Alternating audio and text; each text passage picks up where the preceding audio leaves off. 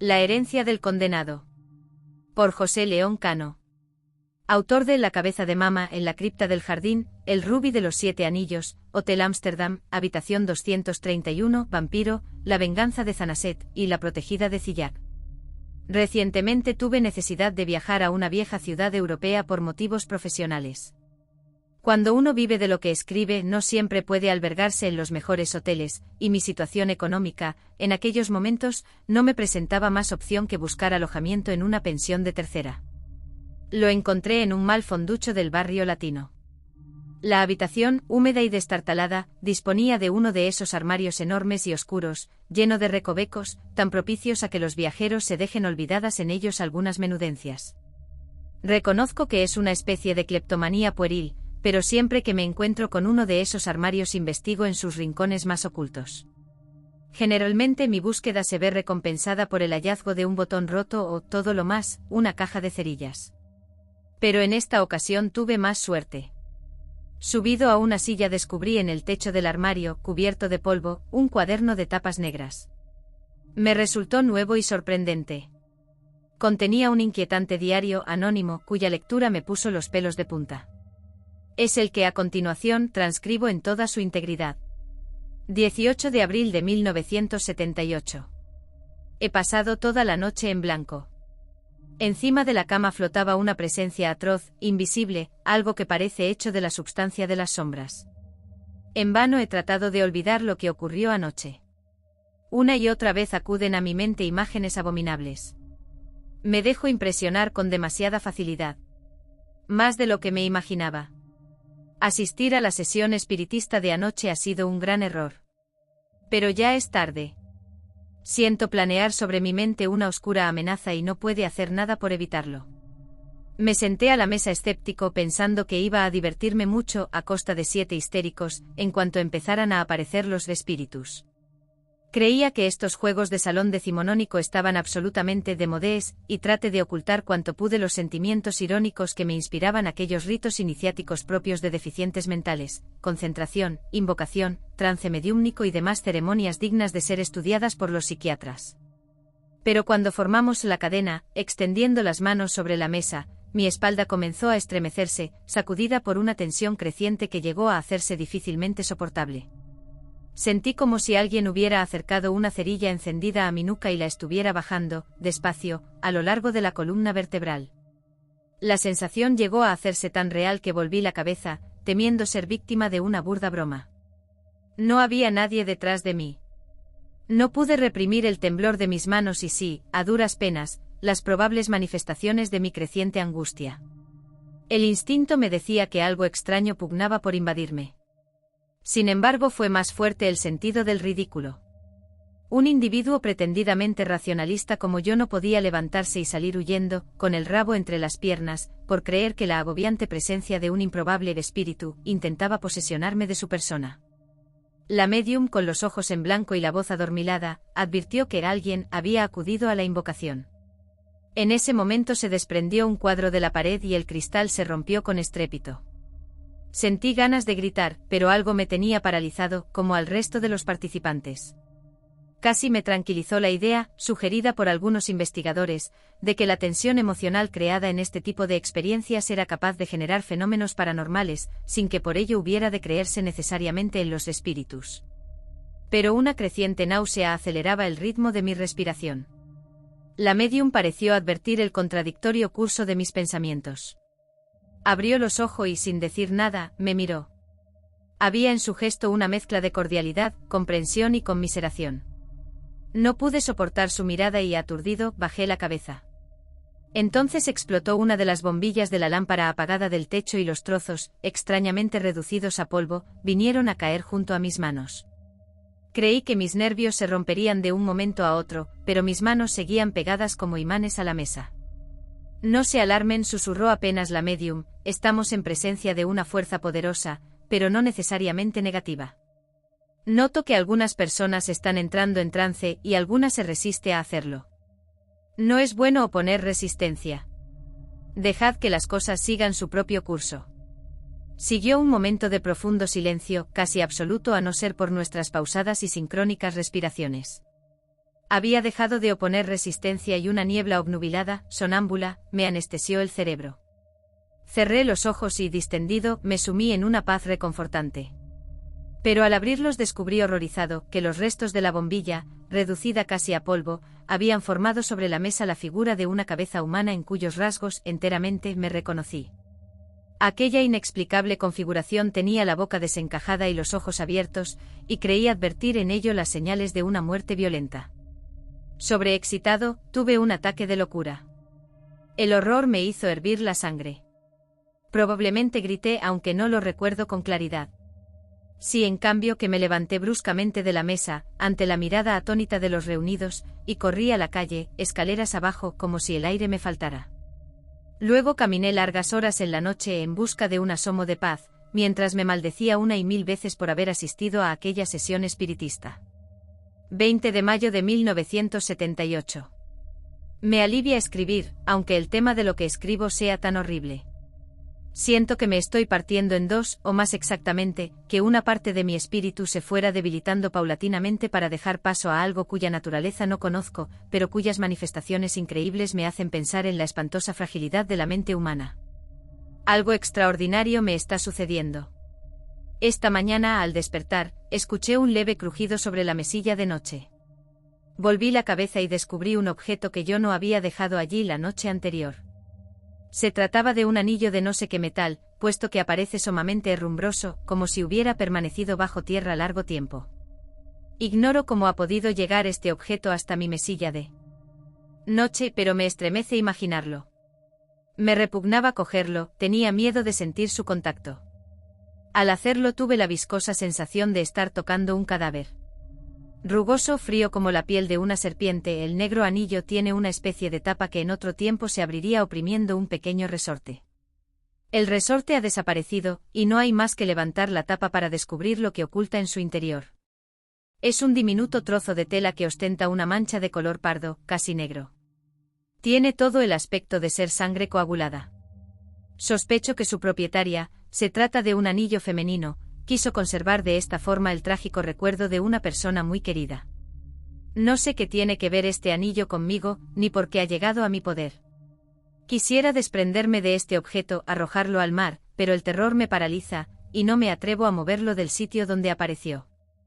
He colocado un pañuelo sobre él para no verlo cada vez que voy a la cama. 25 de mayo de 1978. No me gusta el rumbo que está tomando mi vida. No consigo aplastar el recuerdo de lo ocurrido durante la sesión espiritista. Me están apareciendo escoceduras en las muñecas y en los tobillos. Supongo que se trata de una manifestación psicosomática motivada por la tensión que vengo padeciendo. O eso es al menos lo que trato de hacerme creer a mí mismo. Es absurdo que me plantee seriamente esta disyuntiva, pero no sé si consultar a un médico o a un sacerdote. Un exorcista. No creo que me atreva nunca a una cosa u otra. Sería como reconocer que me estoy volviendo loco. Solo puedo confiar lo que me pasa a este diario. Está empezando a hacer calor, pero sigo usando camisas de manga larga. No quiero que nadie vea las marcas de mis muñecas. 27 de mayo de 1978. Mis sueños han dejado de pertenecerme. Tengo la impresión de que alguien sueña por mí, reproduciendo en mi cerebro las imágenes de sus propias angustias. Anoche soñé que me encontraba encerrado en una mazmorra, sujeto de pies y manos por gruesos grilletes. Vestía jirones de ropa suave, posiblemente seda, y tenía la intolerable certeza de que pronto me iban a matar. La absoluta nitidez de los objetos percibidos hacía que la pesadilla fuese menos soportable. Había algo de comida nauseabunda sobre un enorme plato de barro rojo a mis pies, y a su lado en una jarra del mismo material, alguien había tenido la caridad de proporcionarme un poco de vino. Bebí despacio del vino fuerte áspero y al hacerlo mis ojos se llenaron de lágrimas, porque aquella era seguramente la última vez que lo probaba. Me desperté llorando y al mirar el techo en la penumbra de la madrugada, continuaba percibiendo con alucinante claridad los pormenores de la celda, la lóbrega estrechez de sus dimensiones, la mínima iluminación proporcionada a través de los 4 barrotes de la ventana, y me invadió una lacerante sensación de soledad, como si todos los seres vivos, presintiendo mi próxima muerte, me hubieran abandonado. Es difícil renunciar a la vida, por muy desdichada y horrible que se presente. Y aquel individuo que protagonizó mi sueño, o era yo quien interpretaba un sueño suyo, parecía haber sufrido toda clase de vejaciones, pese a lo cual se aferraba tenazmente a las miserias de este mundo. Así comprendí cuando, al secarse mis lágrimas y tranquilizarse un poco mi espíritu, recordé otras circunstancias del sueño. La puerta de la mazmorra se había abierto y un individuo increíble entró portando el jarro de vino. Enano, desmesuradamente grueso, cubría su desproporcionada cintura una especie de gran faja verde, bajo la cual llevaba un calzón corto, hasta la rodilla, de finas listas blancas y negras. Desnudo de pecho y pantorrillas, adornaba su cabeza con un gorro frigio sobre el que había prendido la escarapela tricolor. Al acercarse al encadenado, a través de cuyos ojos presenciaba yo la escena, depositó la jarra en el suelo y, una vez incorporado, le dirigió una sonrisa siniestra, al tiempo que deslizaba despacio, malignamente, su dedo índice por el cuello. Luego cerró la puerta tras de sí y el golpe se hundió en mi corazón como una larga cuchillada. 30 de mayo de 1978. He decidido marcharme al campo, en busca de una brizna de paz. Se ha acentuado el enrojecimiento de mis muñecas y tobillos, pero no es esto, desgraciadamente, lo único que me preocupa. Esta mañana, al mirarme en el espejo, descubrí con asombro el excesivo aumento de mis canas. El pelo se me está quedando casi enteramente blanco. Siento haber envejecido años en pocas semanas. Fui a la carnicería del pueblo, pero no pude comprar. La visión de la carne cortada, sanguinolenta, me sugería imágenes espantosas. Inventé la excusa de no llevar dinero suficiente, y abandoné rápidamente el establecimiento. Me vino un sudor frío y tuve ganas de vomitar. Me gustaría tener bastante valor para poder contar a alguien lo que me pasa, pero ningún ser humano podría comprender lo que yo mismo no comprendo. Al acercarme a casa vi un hermoso gato blanco que dormía despreocupadamente a la sombra de un árbol. Me acerqué a acariciarlo, pero antes de que pudiera hacerlo despertó bruscamente, presintiendo mi cercana presencia. Se arqueó de un impulso, se le erizó la piel, me mostró los dientes y sacó las uñas. Jamás he visto tanto miedo en los ojos de un animal. Luego soltó un bufido y echó a correr a toda velocidad. La angustia que me proporcionaron estos hechos fue tan insoportable que quise aliviarla escribiéndole una carta a mi hermana. No sabía qué decirle. Decidí al fin proporcionarle algunas noticias intrascendentes de mi persona. Escribía sin prestar a este ejercicio demasiada atención, absorto en la fascinación del canto de los pájaros, y mi tensión pareció aflojarse. Luego me dispuse a repasar lo escrito, y al hacerlo se me heló la sangre. La carta estaba escrita en francés, idioma que desconozco, y sus rasgos no eran los míos.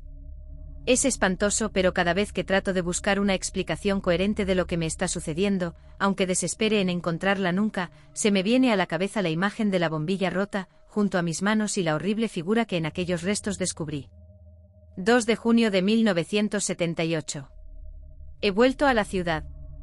No sé muy bien por qué, puesto que soy incapaz de soportarme en ninguna parte. Entré en una iglesia, cosa que no había hecho desde la adolescencia. El olor del incienso y la música del órgano me reconfortaron.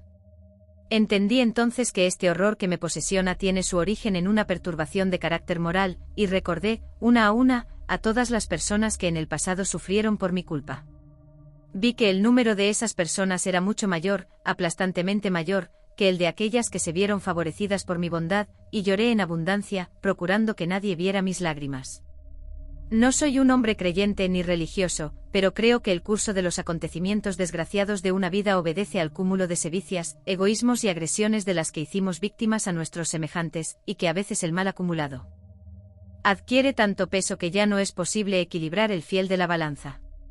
Ese es el infierno, y en él estoy hundido por mi propia culpa y por la de nadie más. Al salir de la iglesia con los ojos enrojecidos, comprobé que las gafas me molestaban, cosa que ya me había ocurrido con menor intensidad en días anteriores. Al quitármelas descubrí que la miopía había desaparecido, pero no supe si alegrarme o entristecerme, ya que tuve la impresión de que no era yo quien miraba, de que aquella espléndida nitidez no me pertenecía. Era como si alguien, a través de mis ojos, estuviera contemplando el mundo por primera vez, tras una larga oscuridad de siglos. Al llegar a casa tuve un momento de rara exaltación. Obedeciendo a un fuerte impulso desusado en mí, cogí un lápiz y una hoja de papel y me puse a dibujar. No era a mí evidentemente quien obedecía la mano, puesto que soy incapaz de plasmar algo más que monigotes. Apareció así un dibujo extraordinario, de magnífica factura. Era una joven rubia, serena, sonriente, de rasgos aristocráticos, escotada al estilo del siglo XVIII, que portaba en su mano derecha un anillo de hierro. Había en aquel rostro una deliciosa expresión de amor. Pero debajo mi mano había escrito una dedicatoria, y supe, al traducirla con ayuda de un diccionario, que aquella expresión no estaba dirigida a mi persona, a Philippe. Querig, mon chérie. Nous sommes deja la même chose dans la éternité. Paz de peur de la mort. Valor, querido mío. Ya somos la misma cosa en la eternidad. No existe el miedo más allá de la muerte. La dedicatoria estaba firmada por Louise Armand y fechada el 3 de junio de 1790. Mañana es 3 de junio.